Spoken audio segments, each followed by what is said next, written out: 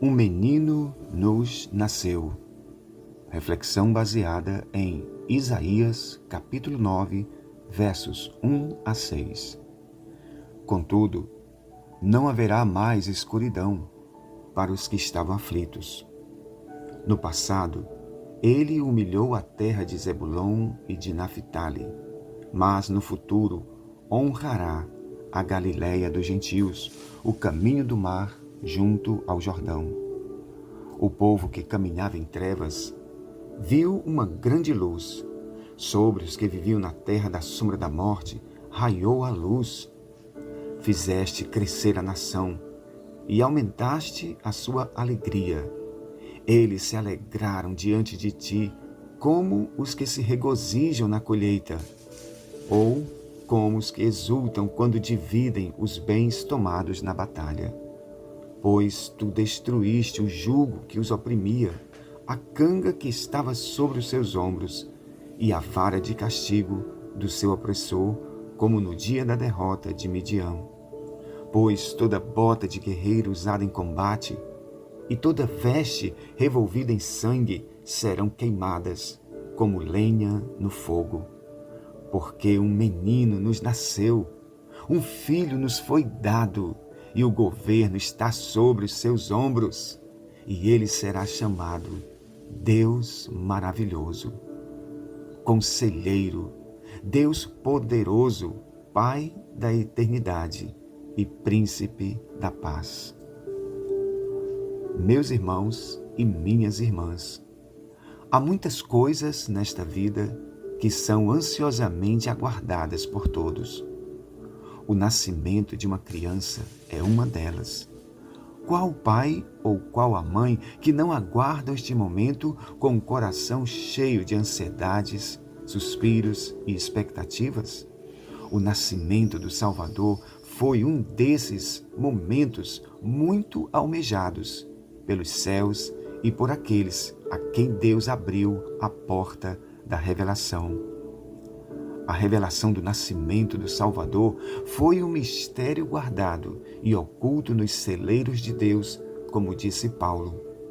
Entretanto, nós falamos da sabedoria entre os maduros, mas não da sabedoria desta era ou dos poderosos desta era, que estão sendo reduzidos a nada. Pelo contrário, nós falamos da sabedoria de Deus, do mistério que estava oculto, o qual Deus preordenou antes do princípio das eras para a nossa glória. Nenhum dos poderosos desta era o entendeu, pois, se o tivessem entendido, não teriam crucificado o Senhor da glória. Todavia, como está escrito, olho nenhum viu, ouvido nenhum ouviu, mente nenhuma imaginou o que Deus preparou para aqueles que o amam. 1 Coríntios 2, versos 6 a 9.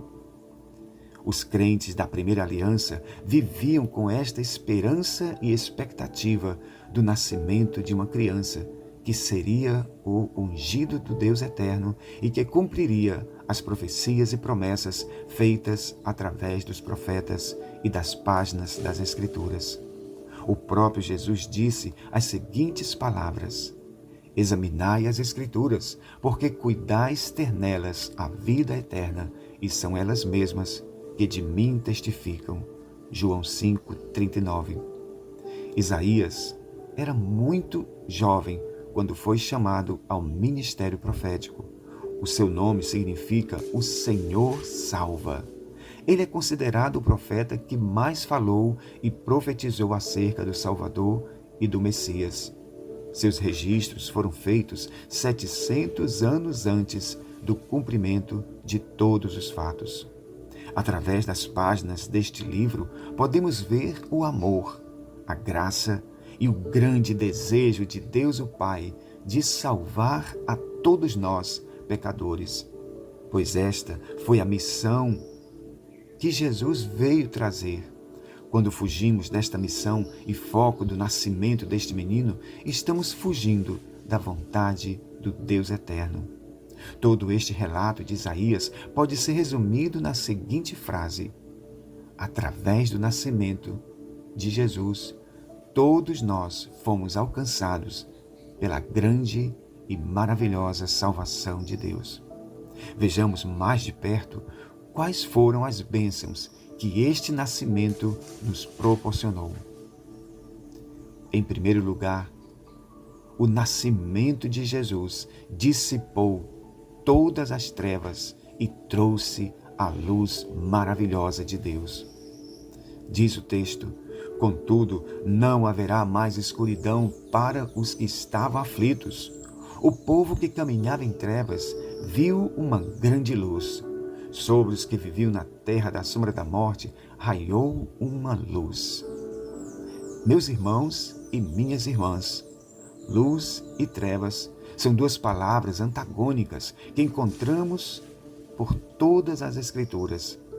A palavra luz carrega a ideia de iluminação da mente, do conhecimento e da sabedoria e da verdade.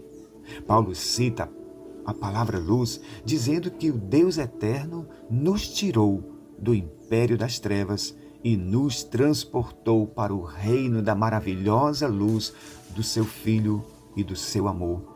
Colossenses 1:13. Acerca desta luz, o próprio Jesus disse: eu sou a luz do mundo.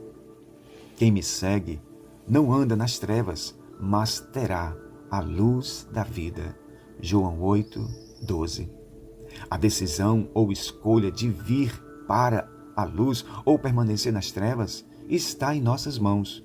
Somos nós, no uso do livre-arbítrio, que decidimos ser iluminados por esta maravilhosa luz chamada Jesus, ou permanecermos no império das trevas do diabo e dos seus anjos caídos. Vejam o que Jesus disse sobre isso. A condenação do mundo é esta, que a luz veio ao mundo e os homens amaram mais as trevas do que a luz, porque as suas obras eram más. Porque todo aquele que vive na prática do pecado odeia a luz e não vem para a luz, para que as suas obras não sejam reprovadas pela luz.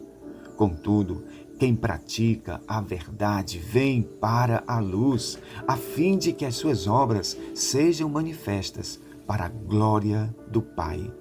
João 3, versos 19 a 21. Depois desta criança ter trazido a poderosa luz aos nossos corações, vejamos agora a segunda bênção. Ele trouxe grande alegria. Deste-lhes grande alegria e eles se alegraram diante de ti, como os que se regozijam na colheita, como os que exultam quando dividem os bens tomados na batalha. Na noite do nascimento desta criança especial, podemos ver esta alegria no meio da corte celestial, invadindo a terra em cânticos de louvor e glórias ao Deus eterno nas maiores alturas. Diz o relato de Lucas que havia pastores que estavam nos campos próximos e durante a noite tomavam conta dos seus rebanhos. E aconteceu que um anjo do Senhor lhes apareceu e a glória do Senhor resplandeceu ao redor deles, e eles ficaram com medo. Mas o anjo lhes disse: não tenham medo, estou lhes trazendo boas novas de grande alegria, que são para todo o povo. Hoje, na cidade de Davi, lhes nasceu o Salvador, que é o Messias, o Senhor. Isto lhes servirá de sinal. Vocês encontrarão o bebê envolto em panos e deitado numa manjedoura. De repente, uma grande multidão do exército celestial apareceu com o anjo, louvando a Deus e dizendo: glórias ao Deus eterno nas maiores alturas e paz na terra aos homens, aos quais ele concede o seu favor e a sua graça. Lucas 2, versos 8 a 14. Infelizmente, há muitos trocando esta alegria celestial duradoura por alegrias efêmeras, alegrias provenientes dos prazeres da carne e dos desejos humanos. Somente em Deus o Pai nós temos a verdadeira alegria, a alegria que nos restaura, nos liberta e nos transforma. Esta alegria que vem do alto é tão maravilhosa que não depende das circunstâncias, como disse Paulo quando estava preso em Roma. Ele disse: meus irmãos, eu aprendi a estar e a viver alegre em toda e qualquer circunstância, mesmo na fome ou na fartura, porque em Cristo sou fortalecido. Portanto, eu posso todas as coisas naquele que me fortalece. Filipenses 4, versos 12 e 13. Já vimos até aqui duas grandes bênçãos que o nascimento desta criança nos proporcionou, que foram: ele trouxe luz e dissipou as trevas, e ele trouxe grande alegria aos nossos corações. Em terceiro lugar, o Deus eterno quebrou o jugo do inimigo, pois tu destruíste o jugo que os oprimia, a canga que estava sobre os seus ombros e a vara de castigo do seu opressor, como no dia da derrota de Midian. Maravilhosa graça, poder e amor do nosso Deus e Pai. Verdadeiramente, o pecado de Adão e Eva, lá no início da história, colocou sobre nós um jugo de escravidão. O inimigo nos feriu lá no Éden, injetando seu ódio e rebelião em nossos corações. E todos nós, então, passamos a ser prisioneiros dos caprichos e desejos de Satanás. Jesus, certa manhã de sábado, na sinagoga, pegou em suas mãos o livro do profeta Isaías e leu as seguintes palavras: o Espírito do Senhor Deus está sobre mim, porque o Senhor me ungiu para levar boas novas aos pobres. Enviou-me para cuidar dos que estão com o coração quebrantado e anunciar liberdade aos cativos e libertação das trevas aos prisioneiros. Isaías 61, verso 1. Ele também disse: portanto, se o Filho vos libertar, verdadeiramente sereis livres. João 8, 36. Ou como disse João na sua carta: aquele que pratica o pecado é do diabo, porque o diabo vem pecando desde o princípio. Para isso, o Filho de Deus se manifestou para destruir as obras do diabo. 1 João 3, 8. Jesus, vendo o peso do pecado e do jugo do inimigo nas pessoas, ele disse: venham a mim todos os que estão cansados e sobrecarregados, e eu lhes darei descanso. Tomem sobre vocês o meu jugo e aprendam de mim, porque sou manso e humilde de coração. E vocês encontrarão descanso para as suas almas, pois o meu jugo é suave e o meu fardo é leve. Mateus 11, 28 a 30. Por fim, vejamos agora a quarta e grande bênção que este nascimento trouxe para nós: um governo justo, bondoso, cheio de conselho e de paz. Porque um menino nos nasceu, um filho nos foi dado, e o governo está sobre os seus ombros, e ele será chamado Maravilhoso, Conselheiro, Deus Poderoso, Pai da Eternidade e Príncipe da Paz. Estas são as qualidades deste reinado messiânico de Jesus. Meus irmãos e minhas irmãs, o seu trono e reinado têm como bases a justiça e a equidade. Ele governa com as armas do amor, da bondade e da misericórdia. É exatamente de um governo com essas qualidades que nós, os habitantes da terra, estamos precisando. Infelizmente, o que temos visto ao longo da história são governos tiranos, ditatoriais, perversos, injustos e sem amor.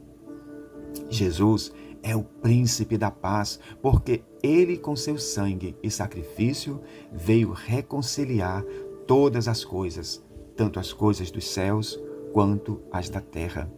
Paulo, na sua carta aos Romanos, nos fala sobre isso dizendo: pois, se quando éramos inimigos de Deus, fomos reconciliados com ele por meio da morte do seu Filho, quanto mais agora, tendo sido reconciliados,